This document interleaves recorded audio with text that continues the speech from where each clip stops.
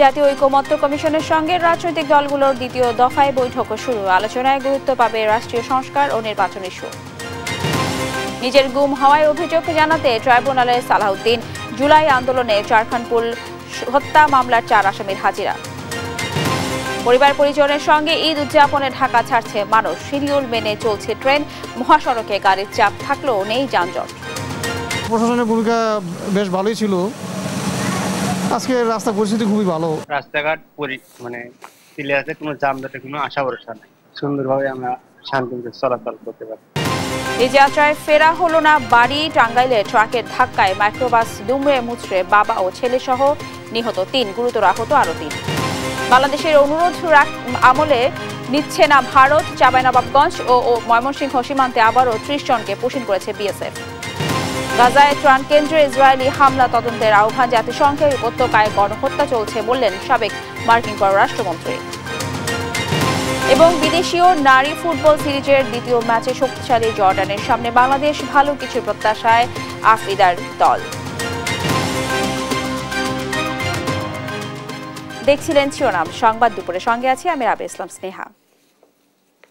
এবার বিস্তারিত। জাতীয় ঐকমত্য কমিশনের সঙ্গে রাজনৈতিক দলগুলোর দ্বিতীয় পর্যায়ের আলোচনা শুরু হয়েছে। রাজধানীর ফরেন সার্ভিস একাডেমিতে সকালে শুরু হয়েছে এই বৈঠক।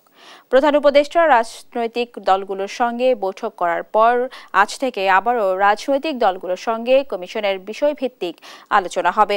পবিত্র ঈদুল আজহার আগে একদিন এবং ঈদের পরে দলগুলোর ধারাবাহিকভাবে বিষয়ভিত্তিক আলোচনা চলবে।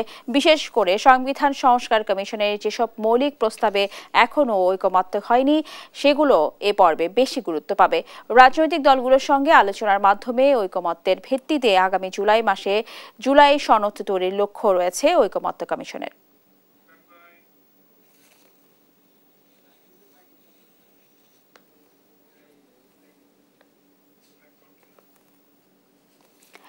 শেখ হাসিনা সহ 7 জনের বিরুদ্ধে আন্তর্জাতিক অপরাধ ট্রাইব্যুনালে নিজের গুমের অভিযোগ জমা দিয়েছেন বিএনপির স্থায়ী কমিটির সদস্য সালাউদ্দিন আহমেদ। মঙ্গলবার সকালে আন্তর্জাতিক অপরাধ ট্রাইব্যুনালে এই অভিযোগ জমা দেন তিনি।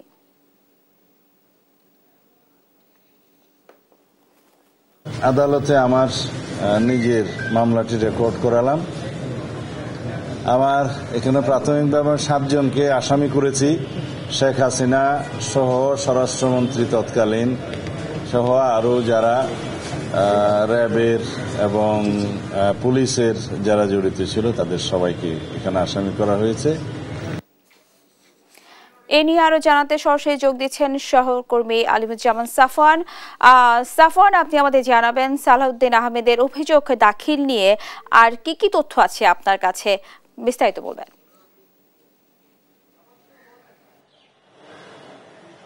স্নেহা, এই মুহূর্তে আমরা আন্তর্জাতিক অপরাধ ট্রাইব্যুনাল রয়েছে এবং আজকে দুপুর 11:15 দিকে বিএনপি স্থায়ী কমিটির সদস্য সালাউদ্দিন আহমেদ তিনি আন্তর্জাতিক অপরাধ ট্রাইব্যুনালে এসেছেন এবং তিনি নিজের যে গুম হওয়ার যে ঘটনা ছিল সেটির একটি অভিযোগ দায়ের করেছেন এবং এখানে প্রধান আসামি করা হয়েছে বিগত সরকারের সাবেক প্রধানমন্ত্রী শেখ হাসিনা এবং স্বরাষ্ট্রমন্ত্রী আসাদুজ্জামান খান কামাল এবং পুলিশের যারা অন্যান্য আইজিপি রয়েছেন, আইজিপি একেএম শহীদুল হক এবং অন্যান্য যারা পুলিশের ঊর্ধ্বতন কর্মকর্তা রয়েছে, সব মিলে 7 জনকে আসলে নাম উল্লেখ করে আসামি করা হয়েছে এবং কয়েকজনকে অজ্ঞাতনামা আসামি করা হয়েছে। তো আন্তর্জাতিক অপরাধ ট্রাইব্যুনালে অভিযোগ দাখিল করার পর তিনি কিন্তু বেরিয়ে এসে গণমাধ্যমের সাথে কথা বলেন এবং তিনি কিন্তু বলেছেন যে এই অভিযোগটি তিনি আরো আগেই করতেন, কিন্তু তথ্যপাত্র যাচাই বাছাই এবং সংগ্রহের কাজে তার কিছুটা বিলম্ব হয়েছেন এবং তারপর আসলে আমাদের পক্ষ থেকে তার কাছে জানতে চাওয়া হয় যে তিনি আসলে ন্যায় বিচার চান কিনা। তো তিনি বলছেন যে আসলে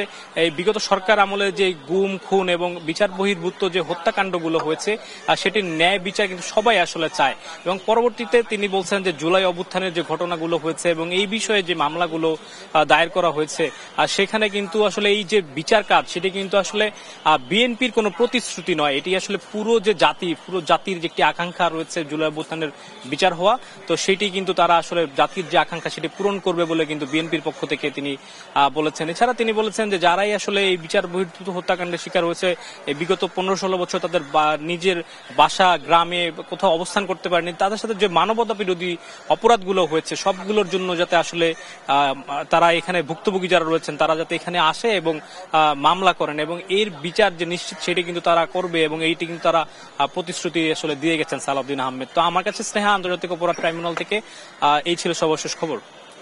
সাফওয়ান, আপনাকে ধন্যবাদ। দর্শক, শুনছিলাম সালাউদ্দিন আহমেদের অভিযোগ দাখিল নিয়ে বিস্তারিত। জুলাই আগস্ট আন্দোলনের সময় রাজধানীর চানখারপুলে আনসার সহ 6 জনকে হত্যার ঘটনায় দায়ের করা মামলায় 4 আসামিকে আন্তর্জাতিক অপরাধ ট্রাইব্যুনালে হাজির করা হয়েছে। ট্রাইব্যুনালে উপস্থিত করা হয়েছে। মঙ্গলবার সকালে আসামিদের ট্রাইব্যুনালে হাজির করা হয়। আসামিরা হলেন পুলিশ সদস্য আরশাদ, সুজন, ইমন ও নাসির। বিচারপতি গোলাম মর্তুজা মজুমদারের নেতৃত্বাধীন আন্তর্জাতিক অপরাধ ট্রাইব্যুনালে আজ এই মামলার শুনানি অনুষ্ঠিত হওয়ার কথা রয়েছে।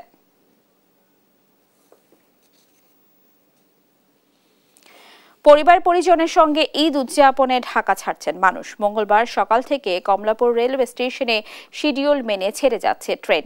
বাস টার্মিনালেও নেই ভোগান্তি। স্বস্তি ঈদ যাত্রায় খুশি যাত্রীরা। তন্দ্রতারণ্য ও শাহাদাত নিশাদের রিপোর্ট জানাচ্ছেন ইউসুফ ভুইয়া। ঈদ যাত্রার চতুর্থ দিনে মঙ্গলবার সকাল থেকেই কমলাপুর রেলওয়ে স্টেশন হয়ে দেশের বিভিন্ন গন্তব্যে ছেড়ে যাচ্ছে ট্রেন। ভোর থেকে স্টেশনে ভিড় করতে থাকেন ঘরমুখো মানুষ। টিকিট কালোবাজারি রোধে ও সার্বিক নিরাপত্তা নিশ্চিতে কাজ করছে প্রশাসন। পরিচালনা করা হচ্ছে মোবাইল কোর্ট ও পাশাপাশি কাজ করছে বাংলাদেশ রেলওয়ে।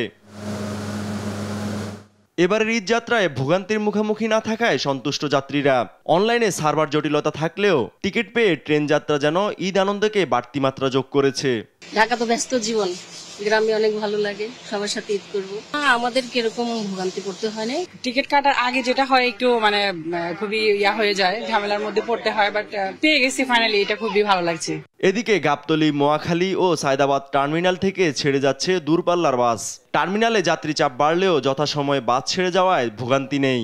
যাত্রীদের চাপ ইনশাল্লাহ মোটামুটি ভালো, এখন পর্যন্ত শিডিউল ঠিক আছে, যানজট মোটামুটি নেই, আলহামদুলিল্লাহ। অনেক ভালো লাগলো, রানিগঞ্জ থেকে আসলাম, কোনো যানজট নেই। এর আগে ছিল ভাড়া অনেক, এর আগে আমরা গেছিলাম 3000ও লাগছিল, এবার অনেক লিমিটের মধ্যে। এদিকে ঈদ যাত্রা নির্বিঘ্নে করতে রেলওয়ে স্টেশন, বাস টার্মিনাল ও লঞ্চ ঘাটে পর্যাপ্ত নিরাপত্তা নিয়েছে আইন শৃঙ্খলা বাহিনী। ইউসুফ ভুইয়া, দেশ টিভি, ঢাকা। প্রিয়জনের সঙ্গে ঈদ উদযাপনে ঢাকা ছাড়ছেন ঘরমুখো মানুষ। সাভার, গাজীপুর, কুমিল্লা, টাঙ্গাইল, সিরাজগঞ্জ মহাসড়কে গাড়ির চাপ বাড়লেও নেই যানজট। স্বস্তিতে বাড়ি ফিরছেন ঘরমুখো মানুষ। সড়কে শৃঙ্খলা রক্ষায় মোতায়েন করা হয়েছে অতিরিক্ত পুলিশ। সহকর্মীদের তথ্য ছবিতে আব্দুল্লাহ আল মারুফের রিপোর্ট। ঢাকা চট্টগ্রাম মহাসড়কের কুমিল্লা অংশে পরিবহনের কিছুটা চাপ থাকলেও যান চলাচল স্বাভাবিক রয়েছে। মহাসড়কে আইন শৃঙ্খলা বাহিনীর কঠোর নজরদারি রয়েছে। যাত্রীদের চলাচল নির্বিঘ্ন রাখতে মহাসড়ক ও গুরুত্বপূর্ণ এলাকাগুলোতে যে কোনো অপরাধ প্রতিরোধে সাঁড়াশি অভিযান পরিচালনা করছে র্যাব। প্রশাসনের ভূমিকা বেশ ভালোই ছিল। আজকে রাস্তার পরিস্থিতি খুবই ভালো।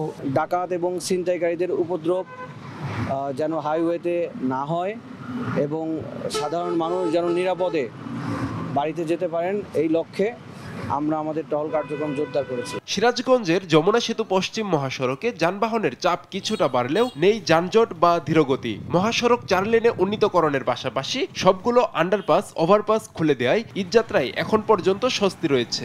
ইন্টারচেঞ্জ হচ্ছে আর কি, ওইটা যদি কাজ শেষ হয় তাহলে আরো যানজট কমবে আর কি। সিরাজগঞ্জ বগুড়া মহাসড়কের বিভিন্ন জায়গায় কিছু প্রতিবন্ধকতা আছে, এগুলো আশা করতেছি আমরা পবিত্র ঈদুল আজহার আগে এগুলো কাজ শেষ হয়ে যাবে। ঈদযাত্রায় টাঙ্গাইল মহাসড়কে যানবাহনের সংখ্যা বাড়তে শুরু করেছে।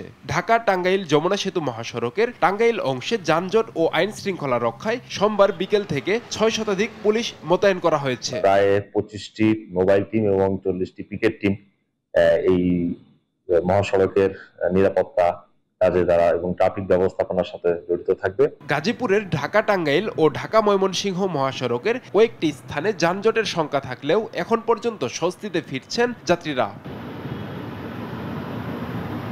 সাভারের ঢাকা আরিচা ও নবীনগর চন্দ্রা মহাসড়কে বেড়েছে গাড়ির চাপ, পাশাপাশি বাস কাউন্টারগুলোতেও বেড়েছে ঘরমুখো মানুষের ভিড়। তবে নেই কোনো যানজট। মহাসড়কে ভোগান্তি কমাতে নিয়োজিত করা হয়েছে অতিরিক্ত পুলিশ। আব্দুল্লাহ মারুফ, নিউজ ডেস্ক, দেশ টিভি। জামায়াতের নিবন্ধ নিয়ে ফিরে পাওয়া নিয়ে সংবাদ সম্মেলনের কথা বলছেন দলটির আমির ডাক্তার শফিকুর রহমান। সরাসরি চলে যাচ্ছে সেখানে। নির্বাচনে লেভেল প্লেইং ফিল্ড তৈরি না হয়, সমতল মাঠ তৈরি না হয়, এই জন্যই কেয়ারটেকার ব্যবস্থাকে খতম করা হয়েছিল এবং কার্যত তারই দুঃখজনক পরিণতি বাংলাদেশ গত 15.5 বছর প্রত্যক্ষ করেছে। আওয়ামী লীগ সরকারের অধীনে তিনটি নির্বাচন হয়েছে, সেখানে যেখানে কোনো কেয়ারটেকার ব্যবস্থা ছিল না। 14 সালের নির্বাচনে সবাই আমরা জানি 154 আসনে বিনা প্রতিদ্বন্দ্বিতায় ভোটের দিনের আগেই প্রার্থীরা নির্বাচিত বলে ঘোষিত হয়েছিলেন এবং তারা সকলেই ছিলেন আওয়ামী লীগের। এই আসনগুলোতে রাজনৈতিক দলের কাউকেই সেখানে নমিনেশন পর্যন্ত সাবমিট করতে দেয়নি আওয়ামী লীগের লোকেরা, জোর করে তাদেরকে বিরত রেখেছিল। শেষ পর্যন্ত এই নির্বাচনটি বিরোধী দল প্রত্যাখ্যান করেছিল, নির্বাচনে অংশগ্রহণ করেনি। 18 সালে তারা বলল যে আমরা ফেয়ার ইলেকশন দেব। অনেক কূটনৈতিক বন্ধুরা আমাদেরকে বললেন তাদেরকে পরীক্ষা করো তারা ফেয়ার ইলেকশন দেয় কিনা। আর তৎকালীন প্রধানমন্ত্রী বললেন আমি অমুকের মেয়ে, আমি কথা দিলে কথা রাখি, আমি জাতিকে ফেয়ার ইলেকশন অবশ্যই উপহার দেব, আপনারা আমার উপর আস্থা রাখুন। আমাদের আস্থা ছিল কিনা আমি এটা বলতে যাচ্ছি না, কিন্তু রাজনৈতিক দলগুলা কৌশলগত কারণে সেদিন তাদের উপরে আস্থা রেখেছিলেন। সেই আস্থার প্রতিদান তারা দিয়েছিলেন চমৎকারভাবে। ভোটের দিন পর্যন্ত অপেক্ষা করার ধৈর্যটুকু তাদের ছিল না, আত্মবিশ্বাস ছিল না। সমস্ত প্রশাসন তাদের নিয়ন্ত্রণে ছিল, মাঠ সাজানো ছিল, পরিবেশ অনুকূলে ছিল। বিরোধী দলের প্রার্থীদেরকে ঘর থেকে বের হতে দেওয়া হয়নি। আমাদের দলেরই 12 জন প্রার্থীকে জেলে রাখা হয়েছিল 23 জনের মধ্যে। এরকম বিএনপির বিপুল পরিমাণ প্রার্থীকে জেলে পুরা হয়েছিল, ঘর থেকে বের হতে দেওয়া হয়নি। অনেক ভেটেরান রাজনীতিবিদকে এক পা এক কদম চলে জনগণের কাছে যেতে দেওয়া হয়নি। তাতেও কোনো বিশ্বাস ছিল না সেই নির্বাচনে জেতার। এই জন্য ধৈর্য হারিয়ে আগের রাতেই তারা সামাল দিয়ে ফেলেছেন সবকিছু। সেই নির্বাচনকে জাতি এবং ইন্টারন্যাশনাল কমিউনিটি বলেছে এই ইলেকশন অফ মিডনাইট, নিশিরাতের ইলেকশন। সম্মানিত বন্ধুগণ, এরপরে 24 আসলো, আরো ভয়াবহ অবস্থা। জামায়াতের নিবন্ধন ফিরে পাওয়া নিয়ে সংবাদ সম্মেলনে কথা বলছেন জামায়াতের আমির ডাক্তার শফিকুর রহমান। এতক্ষণ ছিলাম সেখানে। দর্শক, ঈদ যাত্রায় মহাসড়কের পরিস্থিতি জানাতে সিরাজগঞ্জ থেকে সরাসরি যোগ দিচ্ছেন সহকর্মী শুভ কুমার ঘোষ। শুভ, আপনার কাছ থেকে জানতে চাইবো ঈদ যাত্রায় যাত্রী ও যানবাহনের চাপ কেমন দেখছেন, আর যাত্রীদের কোনো ভোগান্তির খবর রয়েছে কিনা, কি বলছেন যাত্রীরা, জানাবেন। স্নেহা, সিরাজগঞ্জের মহাসড়কে কিন্তু সময়ের সঙ্গে সঙ্গে যানবাহন বাড়ছে। আপনি দেখতে পাচ্ছেন যে ঘরমুখো যে মানুষের যাত্রা, সেই যাত্রাটা কিন্তু ইতোমধ্যে শুরু হয়ে গিয়েছে। আমরা আছি এই মুহূর্তে উত্তরবঙ্গের প্রবেশদ্বারের যে হাটিকুণ্ডুর গোলচত্বর এলাকা আছে, সেই যমুনা সেতু পশ্চিমের হাটিকুণ্ডুর গোলচত্বর এলাকায়। এইখানে কিন্তু যে সকাল থেকে যে যানবাহন ছিল, গণপরিবহন এবং অন্যান্য যে ব্যক্তি মালিকানা পরিবহন, সেই পরিবহনের সংখ্যা সময়ের সঙ্গে সঙ্গে ধীরে ধীরেই বাড়ছে। আমরা সকাল থেকে 10টার দিকে দেখেছি যে একটু বাড়তে, কিন্তু এখন কিন্তু মোটামুটি ভালো একটা চাপ চলে আসছে মহাসড়কে। এবং এই মহাসড়কে ঈদযাত্রা নির্বিঘ্ন করতে কিন্তু প্রস্তুতিও নেওয়া হয়েছে হাইওয়ে পুলিশ, জেলা পুলিশের পক্ষ থেকে। তারা কিন্তু ওয়াচ টাওয়ার নির্মাণ করেছেন এবং পর্যাপ্ত কিন্তু পুলিশ সদস্য মোতায়েন আছে। এবং এই জায়গাটা থেকে আসলে উত্তর পশ্চিমাঞ্চলে 22 জেলার গাড়িগুলো ভাগ হয়ে যাচ্ছে। এই জন্য এইটা গুরুত্বপূর্ণ একটি জায়গা। এই জায়গাতেও কিন্তু পুলিশ একটু আলাদা নজর দিয়েছে এবং হাইওয়ে পুলিশ কিন্তু হাইওয়ে পুলিশের কয়েকটি টিম এখানে সর্বদা কাজ করে যাচ্ছে। পাশাপাশি patrolling team picketing mobile team সহ বিভিন্ন ধরনের টিম কিন্তু তারা আছে এখানে। এবং আরেকটি বিষয় জানিয়ে রাখতে চাই যে ঢাকা বগুড়া মহাসড়ক যেটি আছে সেই ঢাকা বগুড়া মহাসড়কের চান্দাইকোনা যে এলাকাটা আছে সেই চান্দাইকোনায় কিন্তু আজকে জেলার বড় একটি পশু হাটের মধ্যে সেই চান্দাইকোনা পশুর হাট, এবং আজকে কিন্তু সেই হাটটা পশুর হাট যেহেতু কোরবানির পশুর হাট ওই জায়গাটাতে কিন্তু একটু গাড়ির চাপগুলো গিয়ে কখনো একটু ধীর গতি তৈরি হচ্ছে বলে যারা আসছেন তারা কিন্তু বলছেন, কিন্তু সেটা কোনো যানজট না। তারা বলছেন যে স্বাভাবিক যে যাত্রা সেই জায়গাটা থেকে গাড়িগুলো মাঝামাঝি একটু দাঁড়িয়ে যাচ্ছে। আমরা একটু সার্বিক বিষয়গুলো নিয়ে কথা বলবো এখানে দায়িত্বরত সার্জেন্ট ইমরুল কায়েসের সঙ্গে। ইমরুল কায়েস, ঈদ যাত্রায় এখন পর্যন্ত গাড়ির চাপ কেমন আছে এবং চান্দাইকোনা এলাকায় মহাসড়ক কি অবস্থায় আছে এখন? আমি সার্জেন্ট ইমরুল আছি হাইওয়ে বগুড়ার পক্ষ থেকে হাটি কুমরুল পরিচত্বর এলাকায়। তো সকাল থেকে আমি ডিউটি করতেছি 6টা থেকে, তখন গাড়ির চাপ খুব একটা ছিল না, এখন হুট করেই গাড়ির চাপটা বেড়ে গেল। হয়তো কালকে ছুটি, সেক্ষেত্রে আরো চাপ বাড়তে পারে আশঙ্কা করতেছি। আর আমরা সার্বক্ষণিক মহাসড়কে হাইওয়ে পুলিশ বগুড়া কাজ করে যাচ্ছে, আর আমাদের পুলিশ সুপার মহোদয়ের পক্ষ থেকে আমরা স্পেশালি কাজ করতেছি। আর চান্দাইকোনা গরুর হাট, ওইখানে ঐতিহ্যবাহী গরুর হাট বড় হাট, সেক্ষেত্রে ওইখানে যানজটের সৃষ্টি হতে পারে আশঙ্কা আছে, কিন্তু আমাদের হাইওয়ে পুলিশ আছে ওইখানে, হাটিকুমরুল থানার ওসি স্যার আছে, প্লাস এখানে সার্কেল স্যার যে উনিও আছে ওইখানে। তো সবাই মিলে আমরা যানজট নিরসনে কাজ করে যাচ্ছি। ধন্যবাদ আপনাকে। ওনারা কিন্তু বলছিলেন যে চান্দাইকোনা এলাকায় একটু ঝুঁকিপূর্ণ যেহেতু পশুর হাট আছে, তবে তারা সেই পরিস্থিতিগুলো নিয়ন্ত্রণে সার্বিক চেষ্টা করে যাচ্ছেন যেন যাত্রাটা নির্বিঘ্ন থাকে। স্নেহা। শুভ, আপনাকে ধন্যবাদ। দর্শক, শুনছিলাম সিরাজগঞ্জ থেকে জাতীয় যানবাহনের খবরাখবর। টাঙ্গাইলে বাসাইলে মহাসড়কে ট্রাকের পেছনে মাইক্রোবাসের ধাক্কায় বাবা ও ছেলে সহ 3 জন নিহত হয়েছে। মঙ্গলবার সকাল 9টার দিকে ঢাকা টাঙ্গাইল যমুনা সেতু মহাসড়কের করাতি বাইপাস এলাকায় এই ঘটনা ঘটে। বাসাইল থানার ভারপ্রাপ্ত কর্মকর্তা জিয়ালাল উদ্দিন জানান, মহাসড়কে দাঁড়িয়ে থাকা ট্রাককে পেছন থেকে ধাক্কা দেওয়ার ঘটনাস্থলেই বাবা ও তার 2 ছেলে মারা যায়। এই ঘটনায় আরও 3 জন গুরুতর আহত হয়েছেন। আজকে সকাল 9 ঘটিকার সময় ঢাকা থেকে 8:30 একটা মাইক্রোবাস করাতিপাড়া বাইপাসে আসার পরে এখানে সার্ভিস লেনে দাঁড়ানো ছিল একটা ট্রাক, এই মাইক্রোবাসের নিয়ন্ত্রণ হারিয়ে ট্রাকের পিছনে মেরে দিয়ে ঘটনা ঘটে। ঘটনাস্থলেই বাবা 2 ছেলে স্পট ডেথ মারা যায় এবং অন্য 3 জন বাচ্চা সহ অন্যরা টাঙ্গাইল সদর হাসপাতালে চিকিৎসাধীন আছে। রাজধানীতে চুরি ডাকাতি ছিনতাই রোধে রাতে রাজধানীর মিরপুরে যৌথ তল্লাশি চালিয়েছে পুলিশ ও সেনাবাহিনী। এ সময় বিভিন্ন যানবাহনের প্রয়োজনীয় কাগজপত্র না থাকায় বেশ কয়েকজনের বিরুদ্ধে শাস্তিমূলক ব্যবস্থা নেওয়া হয়। মাদকসহ আটক করা হয় 2 জনকে। সনি বর্মনের ক্যামেরায় আরো জানাচ্ছেন এনআই নাহিদ। নগরীর আইন শৃঙ্খলা পরিস্থিতি স্বাভাবিক রাখতে গভীর রাতে রাজধানীতে পুলিশ সেনাবাহিনীর যৌথ তল্লাশি অভিযান। রোববার রাতে মিরপুর 2-এর সড়কপথে এ তল্লাশি কার্যক্রম চালায় যৌথ বাহিনী। এই সময় বিশেষ চেকপোস্ট বসিয়ে প্রাইভেট কার, মোটরসাইকেল সহ বিভিন্ন যানবাহনের প্রয়োজনীয় কাগজপত্র যাচাই বাছাই করা হয়। যৌথ বাহিনীর বিশেষ তল্লাশি কার্যক্রমকে স্বাগত জানান সাধারণ মানুষ। চুরি, ডাকাতি, ছিনতাই সহ নানান অপরাধ রোধে সারা দেশে অভিযান চলমান থাকবে আশা তাদের। এইভাবে চলতে থাকলে নারীরা অনেকটাই সেফ ফিল করবে বা ঠিকভাবে রোডে ঘাটে চলতে পারবে, মানে একটা ভয় যে ওই জিনিসটা থাকবে না আর কি। সেনাবাহিনী যে কাজটা করতেছে এটার জন্য আমরা তাদেরকে স্যালুট জানাই। এটা দেশের জনগণের জন্য, চলাচলের জন্য, আমাদের বাইকারদের জন্য অনেক ভালো। এইভাবে যদি করে তাহলে আরো অন্য মানুষ দেখে সেটা সতর্ক হয়ে যাবে। এই সময় যানবাহনের প্রয়োজনীয় কাগজপত্র না থাকায়, হেলমেট না পরায় বেশ কয়েকজনের বিরুদ্ধে শাস্তিমূলক ব্যবস্থা নেওয়া হয়। 35টা মামলা হয়েছে, 1,08,500 টাকা জরিমানা। মোটরসাইকেলে হয়েছে হেলমেটের লাইসেন্সের ডেট ফেল বা পেপারসের ডেট ফেল এগুলো, আর প্রাইভেট কারের ফিটনেসের ডেট ফেল। আইন মানতে চায় না যে হেলমেট নাই, কাগজের ডেট ফেল। কিছু মানুষের দেহ তল্লাশি করে সামান্য 2টার কাছে 2 পুরা গাঁজা পাওয়া গেছে, এটা আমরা জব্দ করছি। 2 জন আটক করা হয়েছে, এই বিষয়ে আইনগত ব্যবস্থা প্রক্রিয়াধীন। নগরীর আইন শৃঙ্খলা পরিস্থিতি স্বাভাবিক রাখতে আগামী দিনগুলোতেও তল্লাশি অভিযান চলমান থাকবে বলেও জানিয়েছে যৌথ বাহিনী। এনআই নাহিদ, দেশ টিভি, ঢাকা। দর্শক, কারওয়ান বাজারে ব্রিফ করছেন র্যাবের মিডিয়া উইংসের পরিচালক, সরাসরি চলে যাচ্ছি সেখানে।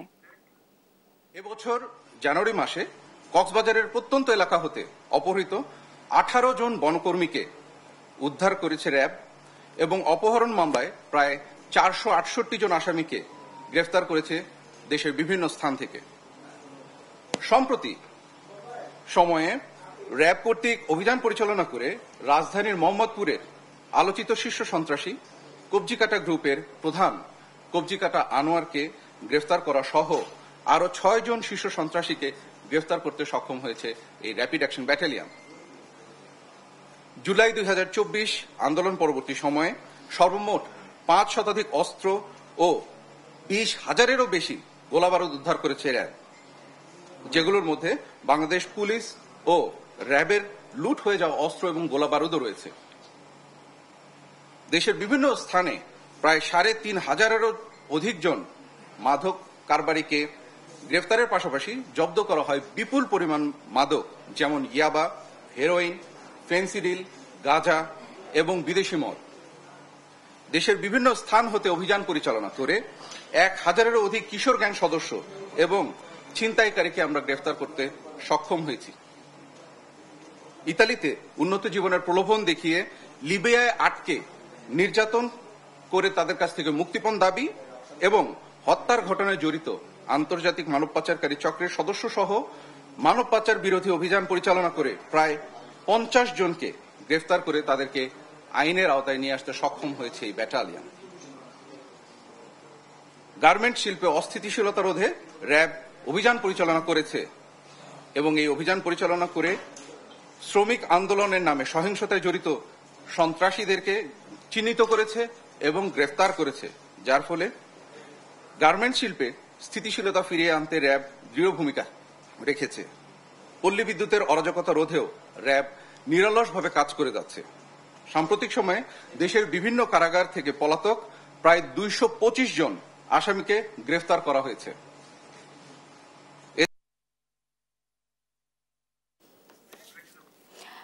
দর্শক, কারণ বাজারে ব্রিফ করছেন র্যাবের মিডিয়া উইংসের পরিচালক। এতক্ষণ ছিলাম সেখানে। জমজমাট হয়ে উঠেছে চাঁপাইনবাবগঞ্জের কানসাট আম বাজার। তবে বরাবরের মতোই ওজন নিয়ে রয়েছে বিপত্তি। এখানে 1 মণ আম বিক্রি হচ্ছে 52 থেকে 54 কেজিতে। এদিকে আম প্রক্রিয়াজাতকরণের ব্যবস্থা থাকলে আরও লাভবান হওয়ার আশা প্রান্তিক চাষিদের। সহকর্মী তারেক রহমানের তথ্য ছবিতে জানাচ্ছেন সালমা জাহান। সূর্য ওঠার সঙ্গে সঙ্গে এভাবেই সারিবদ্ধভাবে কানসাট বাজারে ভ্যান থেকে নামানো হয় চাঁপাইনবাবগঞ্জের সমিষ্ট আম। বাজারে নেমেছে খিরসাপাত, গোপালভোগ, ল্যাংড়া ও গুটি জাতের আম। এসব আম প্রকারভেদে প্রতি মণ বিক্রি হয় 1500 থেকে 3000 টাকা পর্যন্ত। চাষিদের অভিযোগ 40 কেজিতে মণ হলেও এই হাটে 52 থেকে 54 কেজি হিসাব করে অনেক আড়তদার। খিরসাপাত আম বিক্রি হচ্ছে আপনার 2200 থেকে 3200 3500, ন্যাংড়া আম বিক্রি হচ্ছে 1600 থেকে 2200 পর্যন্ত, লখনা আম বিক্রি হচ্ছে 800 থেকে 1100 পর্যন্ত। ঈদের উপলক্ষে আমাদের আমটা ভালোই বাজার পেয়েছি, কিন্তু যদি ওজনটা আবারও দৃষ্টি আকর্ষণ করছি, ওজনটা যদি 45-46 কেজি হয় পুরা জেলাটা, তাহলে আমরা কৃষক উপকৃত হব। আমার ওজনটা অতিরিক্ত হয়েছে আমাদের কৃষক পক্ষ থেকে। আমাদের চাই যে আমরা আমটার জন্য 45 কেজি হয়। লাভবান হতে আম প্রক্রিয়াজাতকরণের ব্যবস্থা নেওয়ার দাবিও জানান আম চাষিরা। আমরা যদি কিছুদিন রাখতে পারতাম তাহলে হয়তো আরও বেশি কিছু দামে বিক্রি করতে পারতাম। পেকে যাওয়ার কারণে আমরা কিন্তু ভেঙে নিতে হয়েছে, গাছ থেকে পেরে বিক্রি করতে হয়েছে। আমাদের কৃষি সম্প্রসারণ দপ্তর বা আমাদের সরকার বা কৃষি পার্টি যারা রয়েছেন, এই আমটা প্রক্রিয়াজাতকরণে যদি কাজ করেন তাহলে এটা কি হয় যে আমরা 10 দিনের জায়গাতে হয়তো আরও 10 দিন আমরা যদি আমরা রাখতে পারি গাছে বা প্রক্রিয়াজাতকরণ করে, তাহলে আমরা হয়তো আমের মূল্যটা আরও বেশি পাবো আর কি। কানসাট বাজারে প্রতিদিন প্রায় 150 ট্রাক আম বেচা কেনা হয়ে থাকে, যার আনুমানিক দাম প্রায় 20 কোটি টাকা। ঈদের পরবর্তীতে এইটা প্রায় 500-র অধিক ট্রাক আম কিনা বেচা হবে এবং 100 কোটি টাকার উপরেও পার ডে কিন্তু কিনা বেচা হবে এই বাজারটাতে। প্রায় 2000 কোটি টাকার বাজার এই কানসাট আম বাজারটা। বাজারে নৈরাজ্য বন্ধে দ্রুত ব্যবস্থা নেওয়ার আশ্বাস দিয়েছেন উপজেলা নির্বাহী কর্মকর্তা। কেজি হিসেবে আমটি বিক্রি হওয়ার জন্য এই অনুযায়ী একটি কৃষি মন্ত্রণালয় থেকে পরিপত্র জারির জন্য চিঠি করা হয়েছে। আমরা এখনো পুরো বিভাগের জন্য কি করণীয় সেই বিষয়ে কোনো পরিপত্র আমরা পাই নাই। তবে আমাদের যে বাজারের যে পরিস্থিতি সেখানে যদি কেউ অসাধুভাবে সিন্ডিকেট করে সে বিষয়ে আমরা ব্যবস্থা নেব। এবার চাঁপাইনবাবগঞ্জে 37,000 হেক্টর জমিতে আম বাগান রয়েছে। উৎপাদন লক্ষ্যমাত্রা ধরা হয়েছে 3,86,000 টন। নিউজ ডেস্ক, দেশ টিভি।